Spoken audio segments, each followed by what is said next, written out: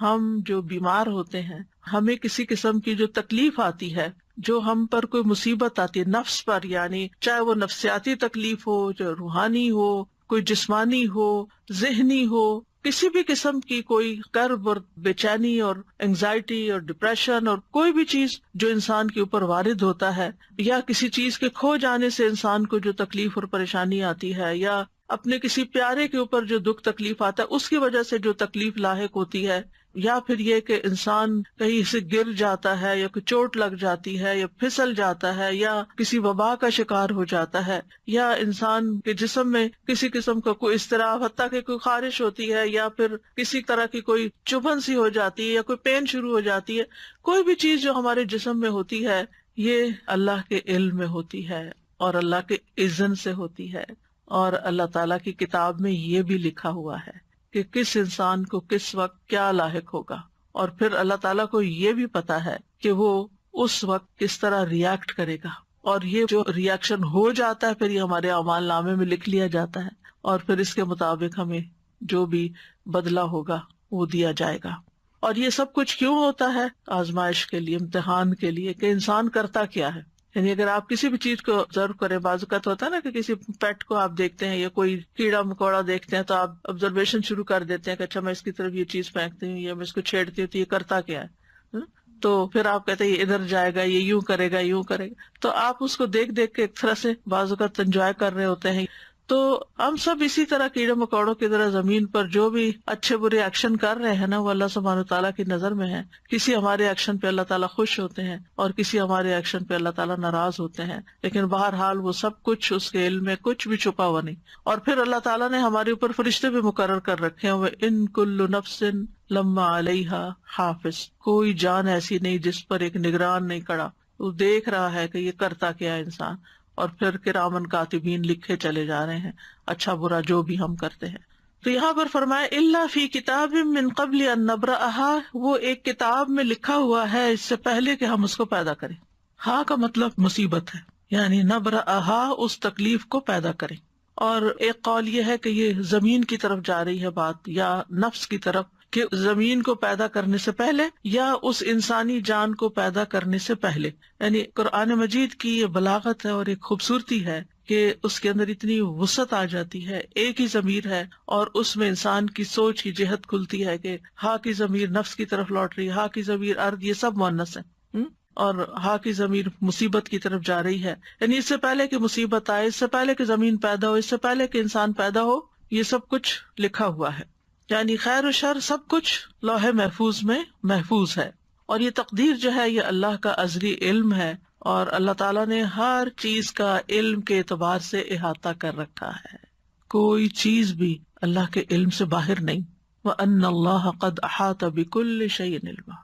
اب آپ جب بیمار ہوتے ہیں، پریشان ہوتے ہیں، تو آپ اللہ تعالیٰ سے اپنی حالت کا واسطہ دے کے بھی دعا کر سکتے کہ یا اللہ تجھے تو پہلے سے ہی پتا ہے کہ میرے اوپر کیا آنا ہے، اور تجھے تو پہلے سے ہی پتا ہے کہ میں کتنی کمزور ہوں، اور تو میرے حال کو جانتا ہے، اور تو میری تکلیف کو جانتا ہے، تو مجھ پہ رحم فرما۔ یعنی اللہ تعالیٰ سے انسان اس طریقے سے بھی دعا کر سکتا ہے، یعنی اللہ تعالیٰ کی صفت علم کا واسطہ دے کر، کیونکہ قرآن مجید میں آتا ہے وَلِلَّهِ الْأَسْمَاءُ الْحُسْنَىٰ فَادْعُوهُ بِهَا، تو ہمیں اللہ تعالیٰ کی اسماء و صفات کا واسطہ اور وسیلہ دے کر بھی اللہ تعالیٰ سے دعا کرنی چاہیے، جیسے انی مسنی الضر وانت ارحم الراحمین۔ بس اللہ تعالیٰ کی رحمت کی بات کر دی، اللہ تعالیٰ کی اس صفت کی بات کر دی کہ آپ تو بہت زیادہ رحم فرمانے والے ہیں۔ یعنی مطلب کیا ہے؟ اگر کسی کو کہا جائے آپ تو بہت سخی ہیں تو اس کا کیا مطلب ہے کہنے کا؟ یہ تعریف کوئی کیوں کر رہا ہے کسی کی؟ تاکہ وہ اپنی سخاوت کا اظہار کرے۔ تو اسی طرح اللہ تعالیٰ کی صفت رحمت کا جب ذکر کرتے ہیں تو اس کا مطلب یہ ہے کہ آپ تو اس کے مالک ہیں اور آپ کر سکتے ہیں۔ تو یہ چیز اگر انسان اللہ تعالیٰ کے بارے میں سوچے کہ ہر چیز کو جانتا ہے، ہر چیز کو، وَأَنْتَ عَلَّامُ الْغُیُوبِ، میں نہیں جانتا تو جانتا اور تو علام الغیوب ہے۔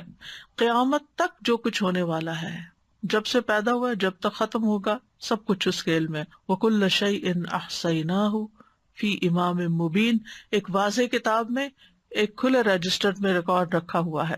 اور حدیث سے پتہ چلتا ہے کہ آسمان و زمین کی تخلیق سے 50,000 سال پہلے مخلوقات کی تقدیر لکھی گئی. اب آپ سوچئے جب آپ تقدیر پر ایمان لاتے ہیں، اور تقدیر پر ایمان لانا ضروری ہے. نبی صلی اللہ علیہ وسلم نے فرمایا ہر چیز کی ایک حقیقت ہوتی ہے، اور کوئی شخص اس وقت تک ایمان کی حقیقت کو نہیں پہنچ سکتا جب تک اسے یقین نہ ہو جائے کہ اسے جو چیز پہنچی ہے وہ اس سے خطا نہیں ہو سکتی تھی، اور جو چیز خطا ہو گئی ہے اس سے وہ اسے پہنچ نہیں سکتی تھی.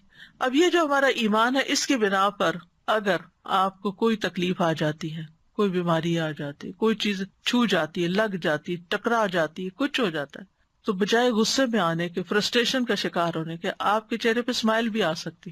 یہ تو ہونا تھا، یہ لکھا ہوا ہے، یہ اپنے وقت پہ پہنچ گیا مجھ تک، اب اللہ ہی اس کو دور کرنے والا ہے. جس کے اذن سے یہ تکلیف آئی ہے اسی کے اذن سے شفا ہوگی. جس کے اذن سے یہ مشکل میں مبتلا ہوں وہی اس کو ان یمسسک اللہ بدر فلا کاشف لہ الا ہو، اگر تمہیں کوئی تکلیف پہنچ جاتی ہے تو اس کو اللہ کے سوا کوئی بھی دور نہیں کر سکتا. فلا کاشف لہ الا ہو، یہ یقین ہونا چاہیے پورا. جتنا زیادہ یہ یقین ہوگا کہ فلا کاشف لہ الا ہو، کہ اللہ ہی اس تکلیف کو دور کرنے والا ہے، اس کو کھولنے والا ہے، تو اتنا ہی زیادہ ہم اللہ سبحانہ تعالیٰ کی طرف رجوع کریں گے، اتنے یقین کے ساتھ اسی کی طرف لوٹیں گے، اسی کے در پہ جائیں گے، اسی کے آگے سر جھکائیں گے، اسی کو پکاریں گے، اسی کے آگے ہاتھ پھیلائیں گے، اسی کو مختلف چیزوں کا واسطہ وسیلہ دیں گے جو مشروع ہے یا جس کی اجازت ہے ہمیں. تو اس طرح اللہ تعالیٰ سے تعلق اور زیادہ مضبوط ہو جائے گا. پھر فرمائے ان ذالک علی اللہ یسیر. ہمیں لگتا ہے کتنا مشکل کام ہوگا، یہ کتنا بڑا کام ہے یہ سب کچھ، لیکن اللہ تعالیٰ فرماتے ہیں اس کے لیے تو یہ کچھ بھی مشکل نہیں. سبحان اللہ، یعنی اس کی قدرت اس سے بھی کہیں زیادہ ہے کہ وہ ان سب چیزوں کا علم رکھے. اور ہمیں کیوں بتایا جا رہا ہے؟ لِكَيْ لَا تَأْسَوْا عَلَىٰ مَا فَاتَكُمْ، تاکہ تم کھو جانے والی چیز پہ افسوس نہ کرتے رہو، تم سے غم دور کرنے کے لیے.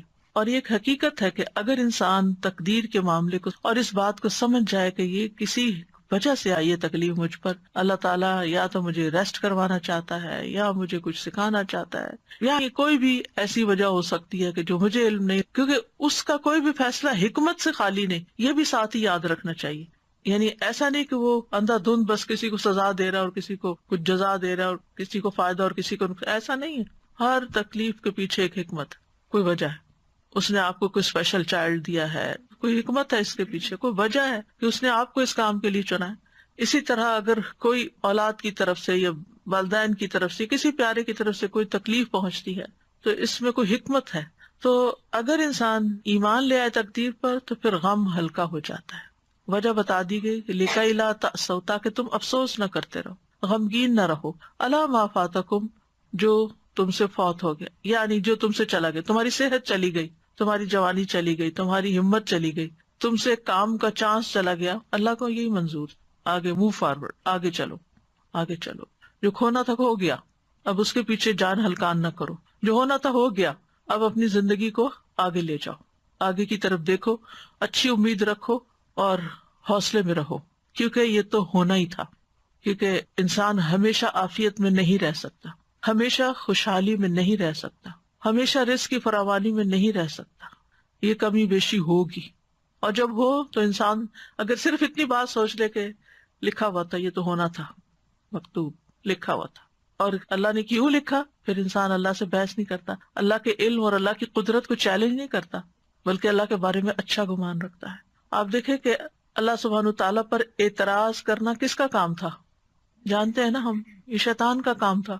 تو پھر ہم کتنے مزے سے مختلف چیزوں پر اعتراض شروع کر دیتے ہیں، واضح طور پر شیطان کے نقش قدم پر چل رہے ہوتے ہیں، واضح کلیئر کہ اللہ نے میرے ساتھ ایسا کیوں کیا، وائی می، یہ کیوں ایسا کیا. یہ آپ یاد رکھیں کہ یہ کیا ہے، یہ دراصل شیطان کے قدموں پر چلنا ہے، اس کی پیروی کرنا ہے، اس کے پیچھے جانا ہے. اور پھر دوسرا رویہ جو شیطانی رویہ ہوتا ہے، انا خیر منہ، وہ کیا ہے؟ تکبر والا. اور یہ تکبر والا رویہ یہ بھی اللہ کو ناپسند، یہ دونوں شیطانی رویے اللہ کو ناپسند ہے. وَلَا تَفْرَحُوا بِمَا آتَاكُمْ، اس پہ مت خوش ہو، مت اتراؤ، مت اکڑو جو اللہ نے تمہیں دیا ہے. یعنی اپنی کسی بھی اسکل پر، اپنی کسی ذہانت پر، اپنی کسی قابلیت پر، اپنے کسی کارنامے پر، اپنی کسی کامیابی پر. کیونکہ عام طور پر کیا ہوتا ہے، یعنی ذرا سے دوسروں سے کوئی بہتر کام کر لیتے ہیں تو پھر ہم دوسروں کو حقیر سمجھنا شروع کر دیتے ہیں. میں اس سے بہتر ہوں، مجھے زیادہ اچھا پکانا آتا ہے، مجھے زیادہ اچھا پڑھانا آتا ہے، مجھے زیادہ اچھا فلاں کام آتا ہے. یعنی کوئی بھی جو کام اپنی چاہے قابلیت ہو، یا میرے پاس یہ زیادہ اچھا ہے، میرے بچے زیادہ خوبصورت ہیں، میرے بچے زیادہ پڑھے لکھے ہیں، میرا گھر زیادہ اچھا ہے، میرا یہ. یعنی انسان کو جتنی بھی نعمتیں ملی ہیں پھر انسان ان پر اترائے نہیں، فخر نہیں کرے. اور اترانا کیا ہوتا ہے اور تکبر کیا ہوتا ہے؟ دوسروں کو حقیر سمجھنا. اپنی خوشی کا اظہار منع نہیں ہے کہ اللہ کا شکر ہے اللہ نے دیا. اگر اللہ نے دیا، اچھا لباس آپ نے پہنا ہے، اچھا گھر بنایا ہے آپ نے، اچھی گاڑی خریدی ہے آپ نے، کوئی حرج نہیں. کل بھی ہم نے حدیث پڑھی تھی کہ ایک نیک انسان کے لیے مال جو ہے وہ نقصان دہ نہیں ہے، کیونکہ وہ ہر چیز پر اللہ کا شکر ادا کرتا رہے گا اور ان نعمتوں میں دوسروں کو شریک کرتا رہے گا، ان نعمتوں کو پا کر خیر اور بھلائی کے کام کرے گا. انسان یاد رکھے کہ اس دنیا میں انسان کو نعمتیں بھی ملیں گی اور تکلیف بھی آئے گی، لیکن ہر حال میں مطلوب اور مقصود کیا ہے کہ انسان اللہ کا بندہ بن کر رہے. اکرمہ ابن عباس سے روایت کرتے ہیں کہ وہ اللہ کے فرمان اسی آیت کے بارے میں کہتے ہیں کہ ہر شخص غمگین ہوتا ہے اور خوش ہوتا ہے، لیکن مومن اپنی مصیبت پر صبر کرتا ہے اور خوشحالی پر شکر کرتا ہے. اس آیت میں ایک بات یاد رکھیں کہ اس کا یہ مطلب نہیں کہ اگر ہر چیز لکھی ہوئی ہے تو انسان کوشش نہ کرے. نہیں، کوشش بھی کرنا اللہ کے اذن سے ہے اور اللہ کا حکم ہے اور ہمیں اس پر ابھارا گیا ہے. وَأَن لَيْسَ لِلْإِنسَانِ إِلَّا مَا سَعَىٰ، کہ تمہیں کوشش کرنا، کیونکہ ہمیں تو نہیں پتا نا آگے کیا لکھا ہوا ہے، ہمیں نہیں پتا. تو ہمیں جو نعمتیں ملی ہیں اور جو وسائل ملے ہیں اور جو جسمانی قوت ملی ہے اس کے ساتھ اس دنیا میں رہتے ہوئے احرص علی ما ینفع، جو چیزیں فائدہ دیتی ہیں ان کی حرص کرے. انسان اپنی صحت کا خیال رکھے، انسان اپنے لیے وہ تمام وسائل اختیار کرے، چاہے ایکسرسائز ہے، چاہے بریدنگ ہے، چاہے ہیلدی ڈائٹ ہے، یا جو بھی، یا پھر اگر بیمار ہوتا ہے تو علاج کرتا ہے. تو یہ انسان کے پارٹ پر ہے اور اس کو کرتے رہنا چاہیے. لیکن کچھ چیزیں کرتے رہنے کے باوجود بھی الٹ ہو جاتی ہیں تو وہ پھر انسان کو یہ یاد رہے اس وقت کہ یہ ہونا تھا. کیونکہ انسان اس وقت زیادہ پشیمانی کا شکار ہوتا ہے، میں تو اتنی زیادہ کیئرفل ہوں اپنے ڈائٹ کے بارے میں نے تو کبھی شوگر استعمال نہیں کی تھی، مجھے یہ بیماری کہاں سے آ گئی، اور یہ نہیں، یہ لکھا تھا. اس کی حکمت اللہ کو پتا ہے کہ اس نے آپ کو یہ بیماری کیوں بھیجی اور اس کے ذریعے آپ کو کیا سکھانا تھا، یا اس کے ذریعے آپ کے کتنے درجات بلند کرنے تھے. تو یہ اللہ تعالیٰ کو پتا ہے. ہمیں کیا کرنا ہے؟ احتیاط بھی برتنی ہے بیماری سے بچنے کے لیے، اور اگر آ جائے تو علاج بھی کرنا ہے، اسباب اختیار کرنے ہیں، لیکن اس سارے آزمائش کے عرصے میں اللہ سے راضی رہنا ہے. واللہ لا يحب كل مختال فخور، اللہ تعالیٰ کسی ایسے بندے کو پسند نہیں کرتا جو اپنے عمل میں غرور کرے اور اپنے قول میں فخریہ زبان استعمال کرے، فخر کرے. یعنی عمل میں ایسا لباس پہنے جو گھسیٹ گھسیٹ کے چلے، یا ایسی چال چلے، اور پھر یہ کہ باتوں میں ایسی ایسی باتیں کرے کہ جو دوسروں کو ہرٹ کرنے والی ہوں، شیخی بگاڑنے والی ہوں. تو بے صبرا کرنے والا غم اور سرکش کرنے والی خوشی جو ہے، ان دونوں کی ممانعت کی گئی ہے. ابو بکر صدیق رضی اللہ عنہ کے پاس جب زیادہ مال لایا گیا، آپ کو معلوم ہے کہ نبی صلی اللہ علیہ وسلم کے زمانے میں فتوحات کا سلسلہ شروع ہو گیا تھا، بہت سی جگہوں سے غنائم وغیرہ آ رہے تھے. حضرت ابو بکر کے زمانے میں اور زیادہ بڑھ گیا، حالانکہ صرف 2 سال ہی تھے. تو جب زیادہ مال آیا آپ کے پاس تو انہوں نے کہا، اے اللہ، ہم طاقت نہیں رکھتے مگر یہ کہ ہم اس بات پر خوش ہوں جو تو نے ہمارے لیے مزین کیا ہے. یعنی ہمیں مال اچھا لگتا ہے، کوئی چیز ملتی ہے تو ہمیں خوشی ہوتی ہے.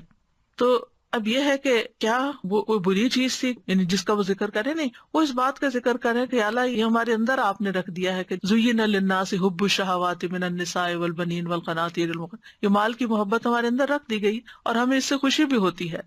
تو مطلب یہ ہے کہ اس سے مراد وہ خوشی ہے، اس طرح خوش ہونا منع ہے کہ جو انسان کو تکبر اور سرکشی کی طرف لے جائے.